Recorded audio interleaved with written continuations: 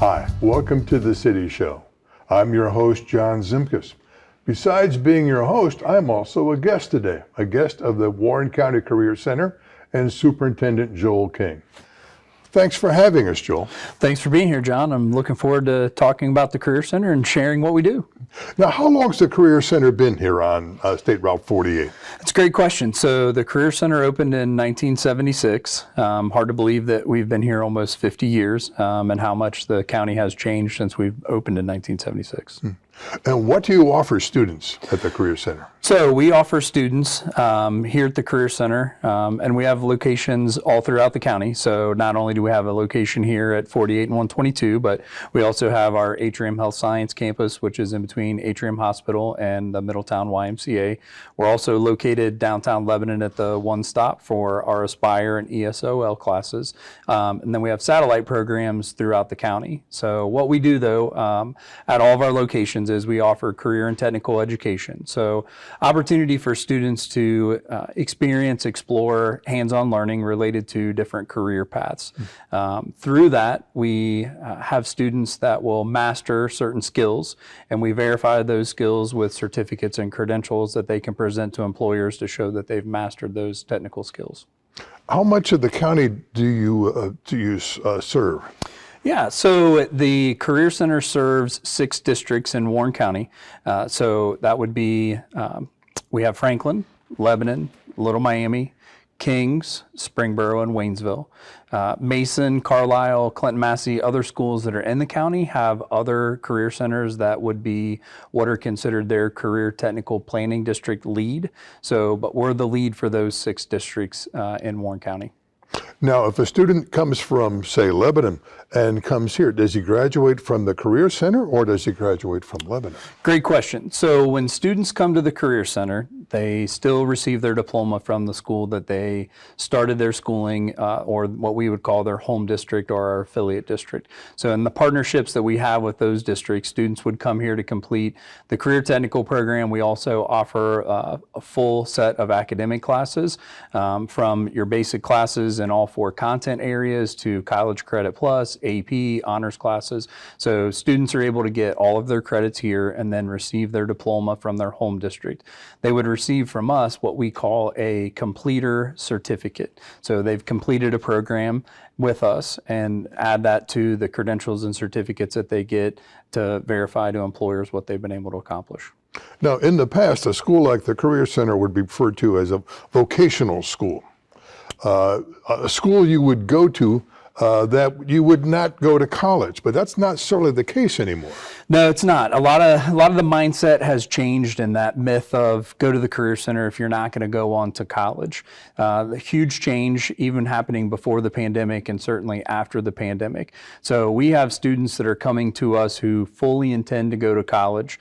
What their understanding is that these skills that they're picking up in our programs are going to spring their careers forward.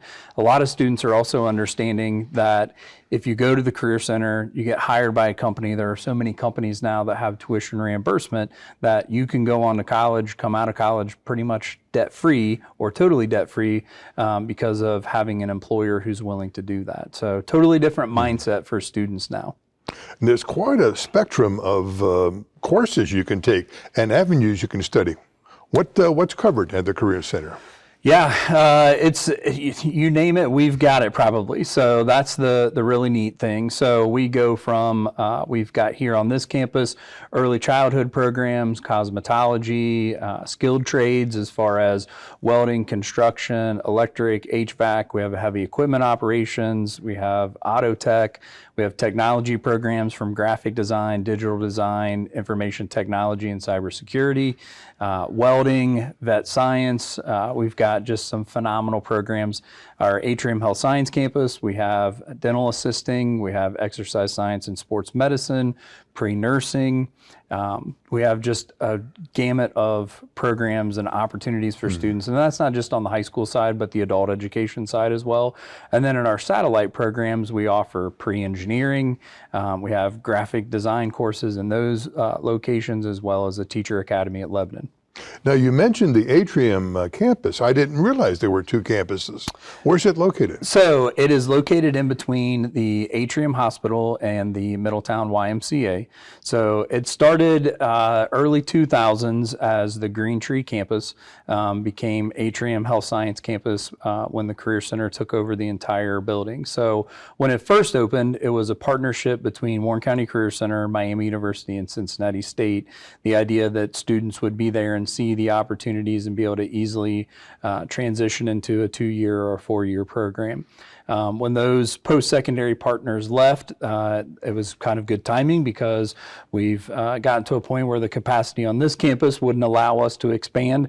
So it was a great way to expand programming opportunities, and students there also have access to full set of academics and a cafeteria. So it's just a campus down there that we're able to offer more programming. Now, the ideal location for it, of course, is most of the classes there are medical-oriented or therapy-oriented. Correct. And being close to the hospital really gives some great opportunities. Absolutely. So close to the hospital, some amazing senior care facilities in the area that we have access to, and then the Middletown YMCA, for example, with our exercise science, sports medicine program. So really good opportunity to be connected and very close to those employment opportunities. Now, we're in the media center of the Career Center. An important thing to emphasize, I think, is that academic classes are here. What kind of classes take place academically? So every class that a junior or senior would need to be able to graduate, we offer here on this campus. So we'll offer English 11, English 12, but we also offer College Credit Plus through our partnerships with Sinclair, Miami University, Hocking College, and then we also offer various AP courses for students. So a lot of different opportunities, and we really try to make sure that whatever we're offering is what the students need and what they're wanting to take to be able to get to that next step in their career. Is there any on-the-job training or where a student goes off and works with a professional? Yeah, so we do. We have, we would refer to that as an early placement or a student placement for students. So the way that would work is we would want to make sure that they've obtained the skills and the knowledge to be able to be successful, and then give them an opportunity to go and work with an employer to gain more practice and training and extend that knowledge. And the great part about that is that it gives an employer a chance also to meet a student and see if this is someone that they would like to hire in the future. So we try to express to students, this is a learning opportunity for you, but it's also kind of a tryout to see if this is somebody who might be offering you a job. And what we're seeing is with the demand in the workforce right now, more companies coming to us earlier saying, do you have students available? When can they start? How much can they work? And so it's really any student that comes here and works hard and does the things that our instructors ask them to do is going to have an opportunity to get employed and make really good money. Do you have a placement bureau or something like that? We have a couple different individuals on staff that help to work to ensure that students get placed, and then we also work with Ohio Means Jobs here in Warren County to try to ensure that we can get students placed, and always looking for more opportunities. So if a company is interested, if they reach out, we'll work to do what we can.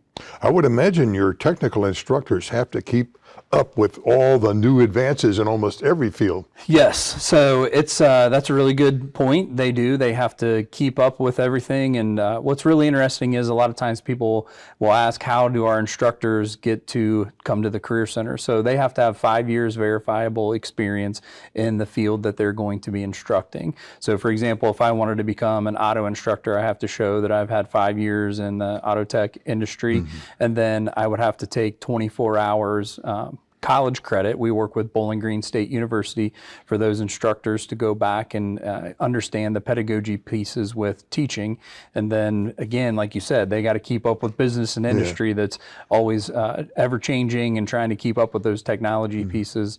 And we're really fortunate that at the Warren County Career Center, we have really good instructors who are passionate about their career field and want to train that next generation of students that are going to be entering the workforce.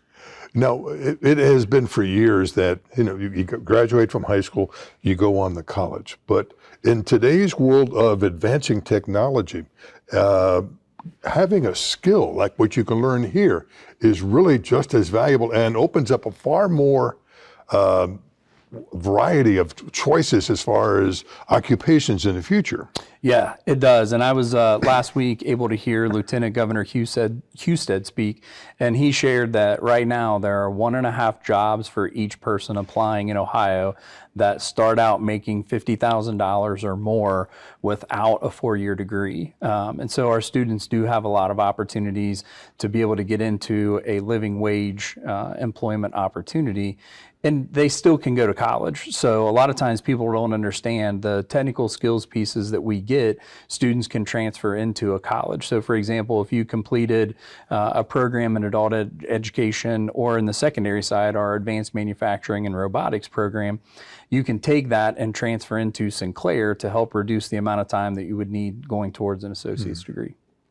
What kind of tech labs do you have on campus here? So the ones that I mentioned, we have those, and we try to make sure that we have the latest equipment that the students would need to be trained on to be able to be successful in those. So that's also another challenge for us and for our instructors, is making sure we keep up with all the different changing equipment needs to be able to train those students and be able to match what employers are looking for. Do you have any programs where there are so many people who want to get into it, you got to turn them down? Yes, unfortunately, we have some programs where we have wait lists that we're not able to take everybody. So good example for that is welding. And welding will have anywhere from 50 to 70 applicants each year. We just opened up a new welding lab here on campus this fall that has 30 booths, but even with 30 booths, that still means we're turning a large number of students away.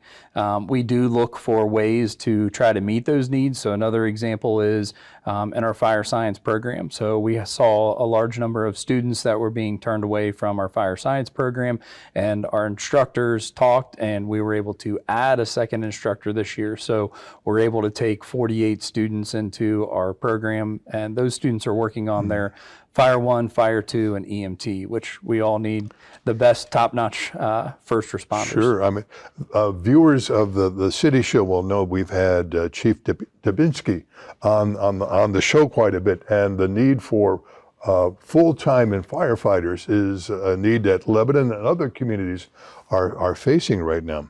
Speaking of turning students down because there's no room for them, you're at capacity right now, aren't you? We are. So the students that we have as juniors right now, last year we had over 800 applications, and each year we have 534 spots. So when you do the math, about a third of the students that applied last year, unfortunately, were not able to get into programs. We've maximized the facilities here and at Atrium to try to offer all the programs that we could possibly try to offer. And as more growth occurs in the region, we want to be able to add programming and also be able to meet the need of whatever the employers are. So we are at capacity and trying to look to change that. Okay. Now, what is the Career Center doing to try and meet that need? What's your plan? You have something coming up on the ballot. So on March 19th, this primary election, issue 7, the Career Center was approached last year by the Ohio Facility Construction Commission, OFCC, to do a co-funded project. And what that co-funded project would do is would allow us to build a new secondary building here at this location, keep it as close as we can to this existing building to maximize our resources. But that would allow us to expand those opportunities and increase our capacity, would allow us to add about 3 to 4 new programs. One of the ones that we've talked about is diesel mechanic. It's a program that we used to have here at the Career Center, but that lab became another lab space, and so we would be looking to do that. The existing building that we're in right now would become adult education that would allow adult students and potentially high school students. So something that's new, just happened this year, that was passed in the budget bill last summer, is what they're calling Ohio Technical Center Plus. So adult education is considered an OTC, which is a post-secondary. So just like CCP, a student can take college academic classes at a college for free. Through this OTC Plus program, students would be able to take a career program free of charge. So if for some reason maybe a student wasn't able to get into our advanced manufacturing robotics program on the high school side, being able to run it in this building as an adult program during the day and at night would allow that student to be able to come here. So that would be another way that we would look to increase our access. And having this existing building for adult ed day and night would allow people who maybe aren't able to take advantage currently for adult education programs in the evening to be able to take advantage of those during the day. So. How many new students could the new facility take in? Yeah, so our goal is that the new campus would have between 1,150 and 1,200 students. So it would increase our capacity significantly from what we're able to have right now. Now, the OFCC, is that correct? Yes. Ohio Facilities Construction Commission. Yes. They're the ones that helped Lebanon get the brand new junior high. Yes. It's the as I understand it, the community passes the levy, and approximately 1/4 is paid for by the state. Is that correct? That is correct. So this is a co-funded project, and you're right. OFCC has helped over several decades with schools K-12 and also with career centers. And the project that they came to us with would be for about 24%. 76% would come from the local funding through the bond issue that would be on the March 19th ballot. And you're on a waiting list to get to the top point. We are. So when they approached the district last year and came in the spring to talk to the Board of Education, they have an assessment list that they look at and different criteria. We had gotten to the top of the list, and so when you get to the top of the list and they make an offer, if you accept that offer, you have 13 months to come up with your portion. So we were officially approved in July of 2023. So we would have until August of 2024 to come up with our portion of the co-funded project. And if it doesn't pass, what happens to you on the list? Yeah, so unfortunately, we would become what's called a lapsed district, meaning that it would be much more challenging for us and take a much longer time for us to be able to work with them to get that funding back.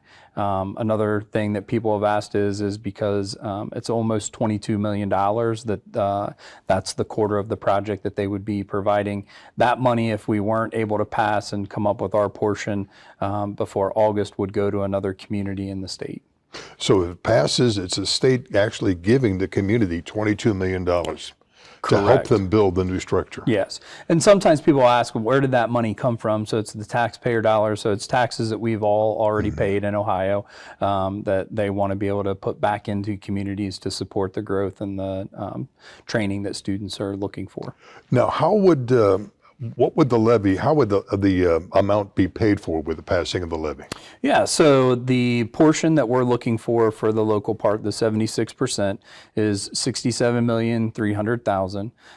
And so for the assessed value of a $100,000 home, that's $21.63.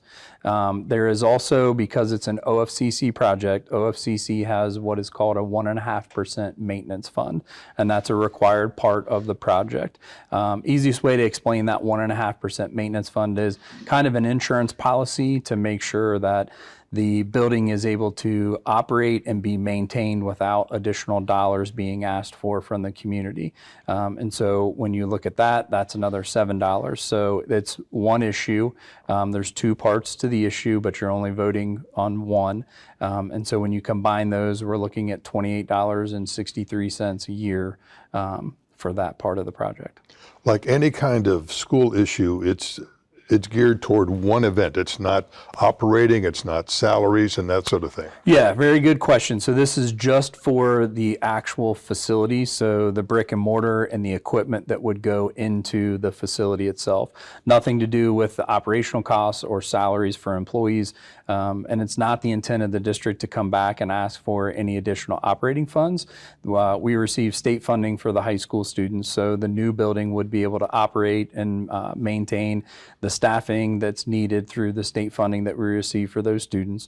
And then adult education is just like a post-secondary, so students that pay for those programs, that's what would then allow us to continue to operate this existing facility.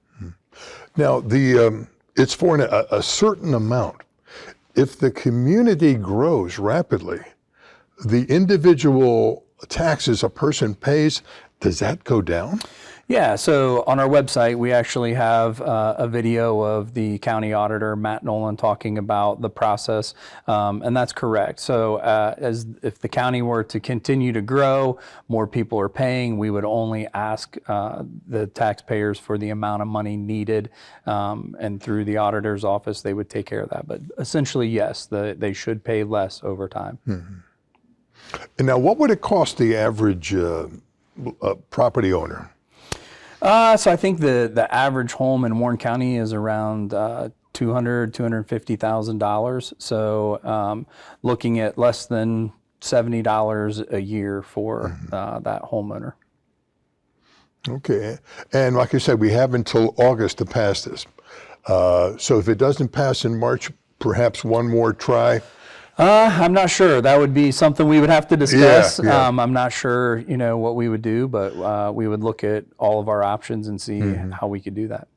But it's an opportunity to really make a big change in the area as far as the Career Center and opportunities for people to learn skills.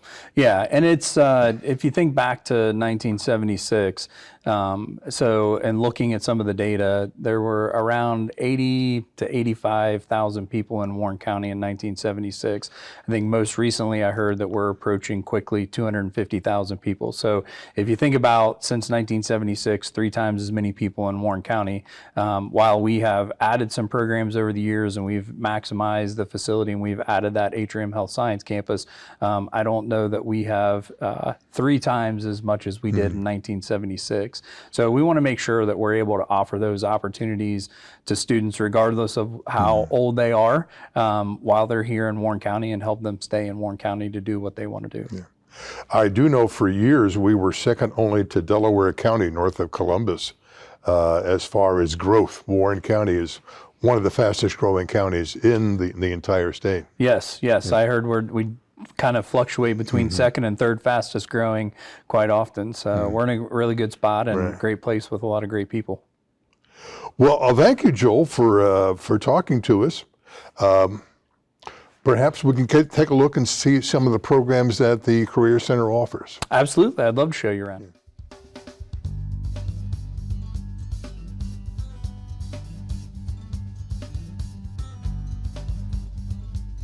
Now, Joel, we're in one of the labs at the Career Center. Which one is this? So this is our engineering and robotics lab. So students in this lab get to understand programmable logic controls, AC/DC circuits, different robotic arms and materials that they would work with. So what you're seeing in this lab is a lot of different tabletop trainers. So students get to work through these.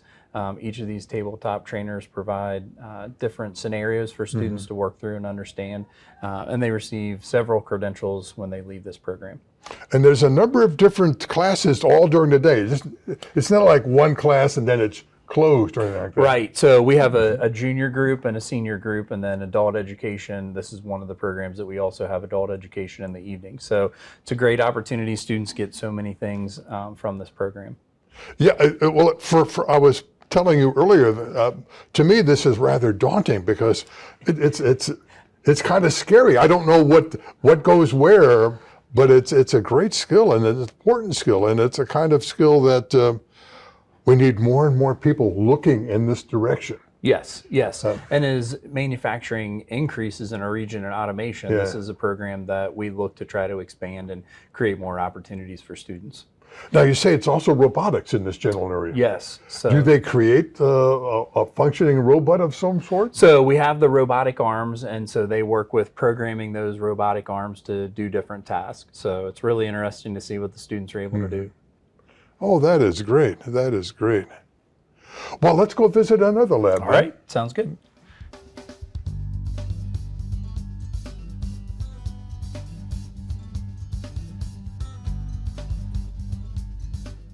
Joel, where are we now? What lab? So now we're in our HVAC lab, and so we're very fortunate to have some great companies that work with us to donate certain pieces of equipment. On this side is where our adult students would be working, and then over here on the other side of the lab is where our secondary students have an opportunity to work. Now, you say some of the companies do donate some of these furnaces and other such things? They do, yes. Because I guess it's an advantage for them to have a new supply of people to repair them. Yes, And absolutely. install them. Yeah. Absolutely. And then we have a lot of business partners that come in at different times as guest speakers and to be able to help students understand the different concepts.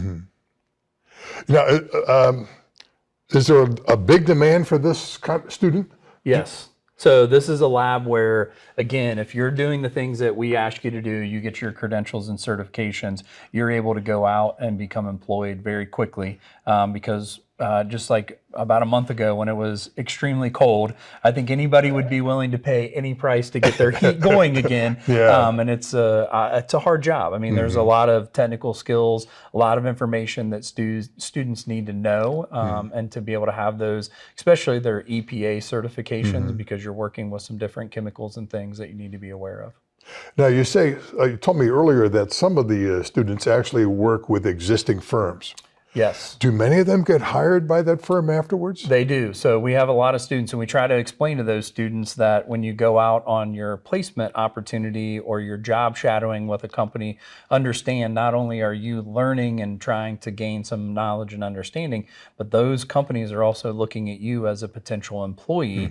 And if you're doing a good job, they're going to bring you on board because they want those employees to be able to be successful. So it's a many weeks or multiple months job interview in a sense. Yes, very much so. And some of our students are lucky enough to get employed between their junior and senior year with a company doing certain things. And so then that kind of gives them that jump start into their senior year as well. How far away do you often send students to work with an existing company? All over the county. And we really try to look at what is convenient for that student depending on their transportation needs or barriers, and also placing them with a good fit from a company perspective, depending on what hours and days they're available as well. Oh, fascinating. Well, where to next? We'll see what we can come up with. Okay, sounds good.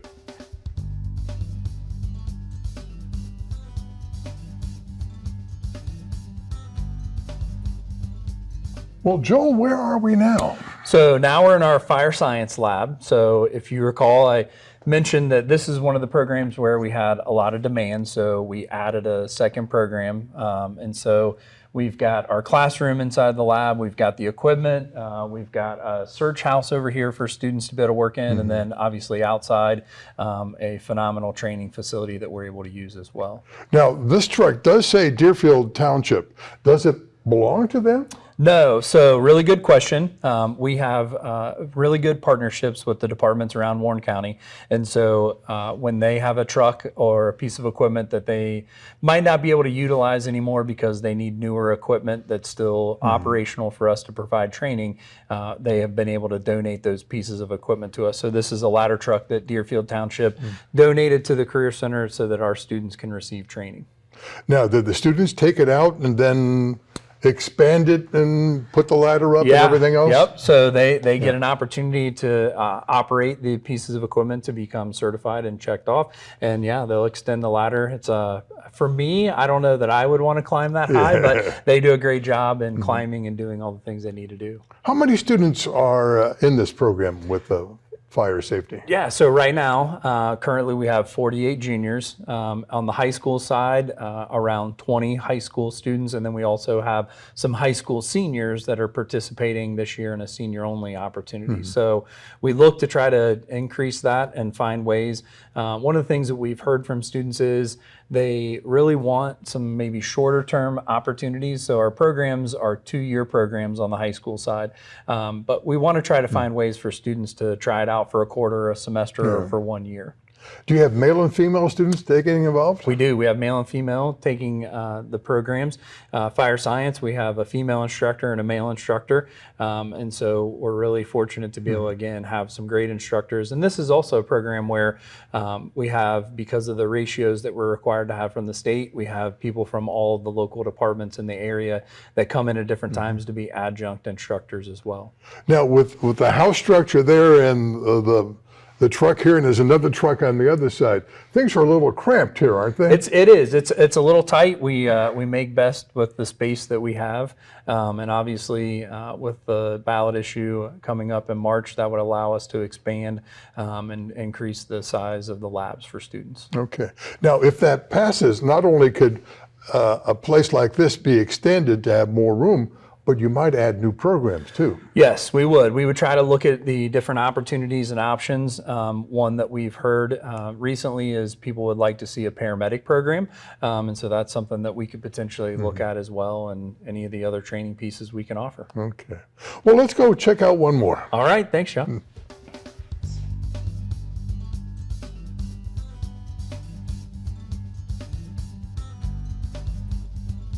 Where are we now? So, John, we're in our cosmetology lab, and right now our adult education students are in here, and during the day, the secondary students are in here.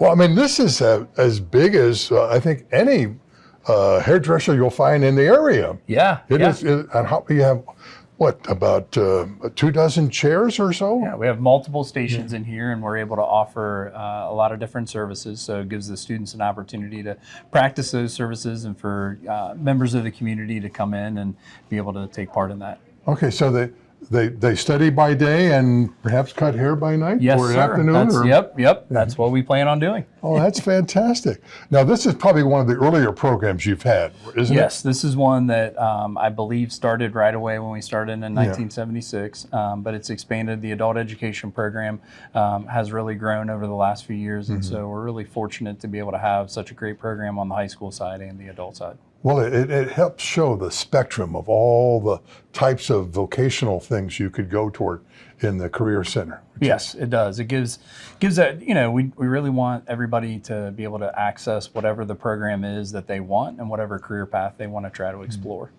Now, besides this, we were talking earlier that your preschool area does open up for the community. We do, yeah. We partner with Lebanon City Schools for our preschool. We also have an early childhood program, so that gives the early childhood students an opportunity to go into the preschool and be able to work with those students. And students from the construction and aspects, they have also worked outside in the community. What have they done? Yeah, so we've had a lot of different projects in the community. Recently, the concession stand at Armco Park, the chapel at the cemetery in Springboro, and I believe you talked about the observatory. Observatory, Yes. I believe it's Camp Joy. Yes, so we're always looking, and then we have some students with heavy equipment operations right now that are working at Shaker Run, partnering with them on a project. So we always look for opportunities to become involved. Well, Joel, I want to thank you for giving us this tour of the Career Center. It's a fascinating view of what you can learn and the fields outside of just purely academics. Yes. And best of luck in the upcoming levy issue. And it's going to be on March 19th. So remember to vote and take care, and I'll see you around town.